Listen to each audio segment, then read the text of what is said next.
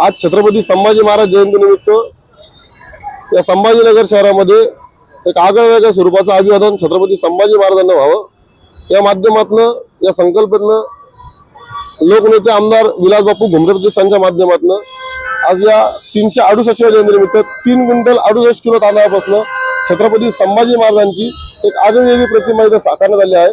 आणि या शहरामध्ये संभाजी महाराज पुतळ्याचं नूतनीकरण चालू असल्यामुळं एक शंभू भक्तांना एक अभिवादन हवं या अनुषंगाने मराठवाड्यामध्ये असा कुठेही कार्यक्रम झालेला नाही। आणि छत्रपती संभाजीनगर हे संभाजी महाराजांच्या नावाने वसल्यामुळं संभाजी महाराज जयंती एक आगळ्यावेगळ्या पद्धतीने साजरी व्हावं या संकल्पनेतून आज हा कार्यक्रम घेण्यात आला आहे। मी नेहमीच माझ्या माध्यमातून तुम्ही बघितलं, यापूर्वी तुमच्या चॅनलच्या माध्यमातून छत्रपती शिवाजी महाराजांच्या जयंतीनिमित्त आपण 15,000 बिस्किट पुड्यापासून महाराजांची प्रतिमा साकारली होती। या अगोदर बाबासाहेबांच्या महापरिनिर्वाण दिनानिमित्त तांदळापासून बाबासाहेबांची प्रतिमा साकारली होती। आणि यावर्षी संभाजी महाराजांच्या जयंतीनिमित्त गव्हापासून संभाजी महाराजांची प्रतिमा साकारली।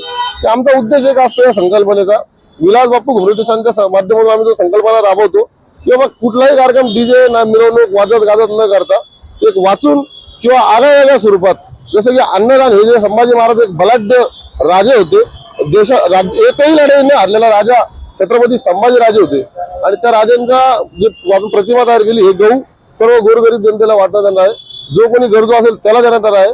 आणि जर इतक्या मोठ्या राजाचे एक विचार आपण जर घेऊन चालत असेल तर ही संकल्पना आमची एकच असती की संभाजी महाराज एक पॉझिटिव्ह एनर्जी आहे आणि ते नवतरुणांनी वाचायला पाहिजे।